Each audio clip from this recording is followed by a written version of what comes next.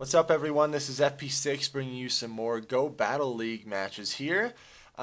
This video is going to be talking about what you should not do once you hit rank 10, and that is try out Pokemon that you've never tried out before in Go Battle League, unless you want to totally thrash your ranking, which is what happens in this video. So I'm trying out Garvantula, as you can see on my team of three there. I'm using Garvantula, Swampert, and Skarmory. Literally had never used Garvantula before, but I was looking at its moveset. It has access to Volt Switch, Discharge, I think is the charge move that I'm running here, the electric type move, as well as Energy Ball. So I'm like, on paper, this kind of looks like another version of a Alolan Raichu. So let's kind of try this out. And I got absolutely destroyed. Some of my losses were definitely from mistakes on my end, but the majority of them was just lack of knowledge on my part of how to play out these certain scenarios. And this is something that I highly recommend that you do not do. If you are going to bring in a spice pick into the Go Battle League, you better have some experience with it, and you better have a reason for bringing it in.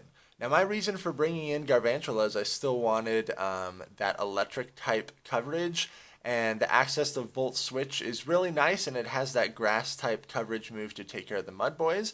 So, in theory, I thought it would work fairly decently. I know some of you in the comments section have said that you've used Garvantula with success. Props to you. If you've used Garvantula with success in rank 10, huge props to you. But yeah, I get absolutely wrecked while using this Pokemon. I believe I only have 5 battles here because I just could not take the abuse using this thing for more than 5 games. So I still think I win 1 game by some miracle. So against this Altaria matchup, the Dragon Breath damage really hurts, but I'm only going to be taking neutral damage from the Sky Attack. Because of my electric and bug typing. Whereas with Alolan Raichu, I would just straight up resist that Sky Attack, and you can see how fast the Garvantula went down there. Not tanky at all. My Skarmory is able to take out their Altaria, but there's no way I'm going to be able to win this match. They got Deoxys in the back. Brutal. I hit rank 10 a couple days ago, and my current win-loss ratio is up on the screen there. 71 wins out of 100 battles. Oh, I must have taken that like in the middle of doing a set. I think I've done around 110 battles at this point, and my win-loss ratio is around like 75%. Huge props to anyone out there that can keep their win-loss ratio above 60% once you hit rank 10. It's so challenging, and with these blind battles, there's so much luck and randomness that's involved because you have no idea what to prepare for. And you might go against a Pokemon that totally counters your line of 3, and there's really hardly anything you can do about it because you have no idea what you're going up against. Again, I'm really glad that Niantic implemented Go Battle League, but I still am more of a fan of the Sylph Arena themed content just for the fact that the meta is always very interesting because they have specific type restrictions every month, and you're able to see your opponent's team of 6 and kind of through that be able to strategize a strategy that you're going to use within that battle. But on the other side, like doing these blind matches really increases your reaction time and your ability to make like fast split-second decisions. So there are pros and cons with both, I feel like, but it's absolutely brutal. Don't use silly spice picks that you've never used before like I did in this video, because I got absolutely destroyed and definitely hurts my ranking a little bit. But so they are running in Alolan Raichu. I need to watch out for the Grass Knot. They bait me with Thunder Punch there. Very great play on their part, and they are running Volt Switch. So I'm going to throw this Hydro Cannon. Electric does not resist water, so this is a pretty safe matchup for Swampert if you avoid the Grass Knot, which I'm assuming this is going to be a Grass Knot here, and it's going to take me out. I've been heavily considering making kind of like a PvP 101 series for beginners out there. I know I've been getting some requests on it. Um, However, I already feel like there's some decent material out there on YouTube already that covers PvP. But if you're interested in me making a beginner's guide, there's a lot of different aspects to PvP that I feel like are really important for you to learn. One of those is the overall gameplay, like how energy works and how charge moves work and how all that the animation works and everything. But another equally as important part I feel is the knowledge that you bring into the battle, and this is knowledge of typings, knowledge of Pokemon's movesets, and in areas where you can actually see your opponent's team, this is knowledge of team building and reading teams. So I have a lot to say kind of on all of those topics, but again, I feel like there's already some good YouTube videos out there that discuss kind of some PvP 101. But if you would like to see that content, it will take me a little bit of time to make. I can't just throw those videos up as fast as I throw these battle videos up.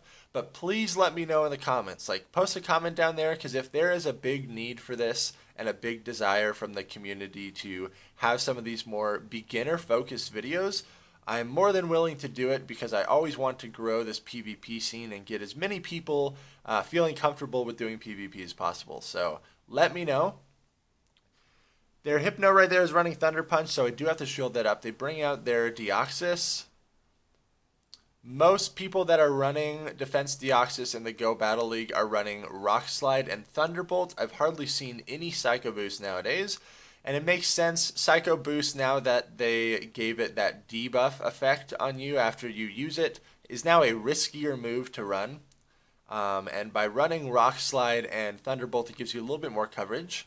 I tanked the Rock Slide. I'm going to switch into my Swampert here.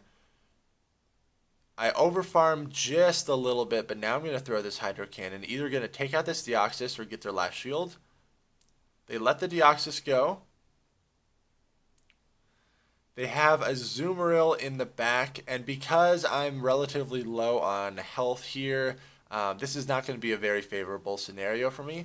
In the Swampert versus Azumarill matchup, if you can land one Sludge Wave, you can pretty much just go straight Hydro Cannon from there on out. And what I've noticed with a lot of people, I've been using Swampert as kind of a safe switch, because even if I get stuck against a grass type, I at least have Sludge Bomb that I will most likely be able to get to, as long as they're not running like Shiftry or something crazy fast like that.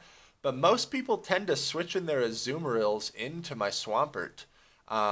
And because of my energy advantage that I've used when I use it as a switch-in, I'm able to land that Sludge Wave and actually win out a lot of those matchups. So it's just kind of something I've noticed. I was hoping to catch a charge move with my Skarmory, but I biffed it so hard, and that was my mistake there. Lost that match. I had an opportunity to take it, but it did not happen. Going into the next match, leading Garvantula. This is the worst lead scenario right here. Flygon, triple resist electric, right? Because it's ground dragon. So absolutely horrible. Had to get out of there. Have to commit a shield to this earth power. I honestly should have brought in my Skarmory. But the thing with using Skarmory as a safe switch is that I'm very worried about getting stuck against the Registeel, which has happened to me a lot in the past. So now I'm going straight for the Sludge Wave here. It does get shielded, so great play on their part. This is now a very favorable position that they are in. I really should let this charge move go. It's a Hydro Pump and it takes me out. I'm totally fine with that. Time to bring back in Galvantula and farm down. But I'm not going to be resisting these bubbles, and because I'm so squishy, this still does a lot of damage. Gonna throw the Discharge. I believe Discharge does hit a little bit stronger than Thunder Punch, if I'm correct.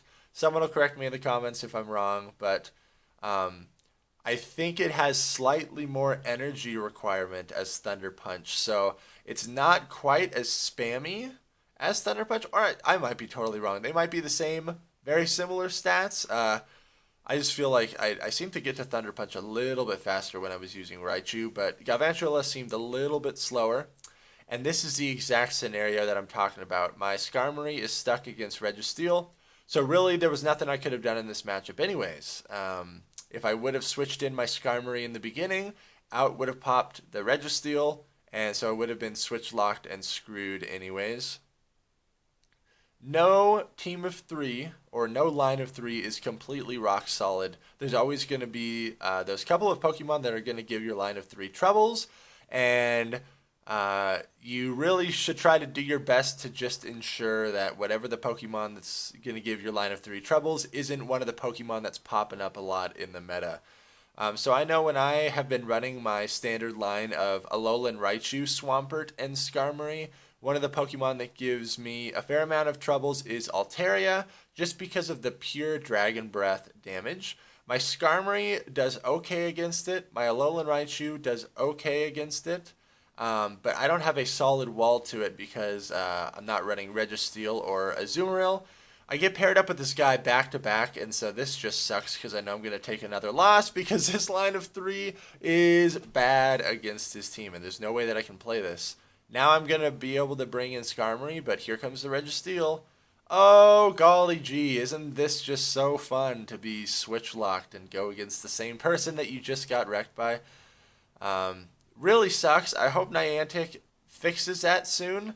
Granted, maybe it's because I'm at rank 10 and so the pool of people to draw from is not as large as if it were drawing from all the ranks. But this is just like so frustrating.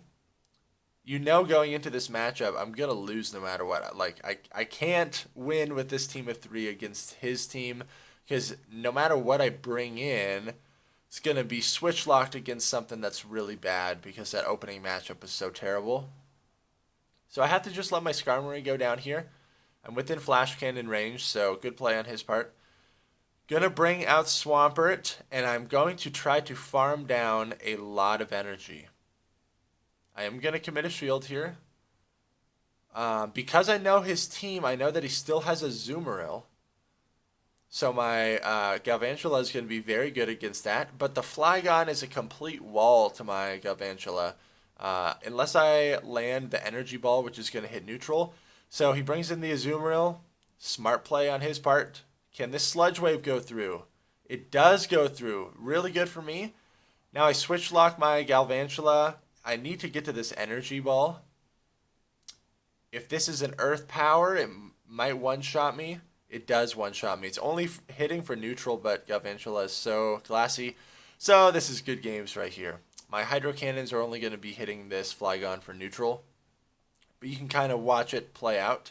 If you guys want to be on my friends list and support the channel and train with me and join our exclusive Discord, head on over to my Patreon. The link will be in the description. Thank you all so much for supporting this channel. Man, my views and subscribers have really been going up fast, and that's very exciting. Seems like you guys enjoy this content, so make sure to like, comment, and subscribe if you enjoyed this video, and I will see you all in the next video.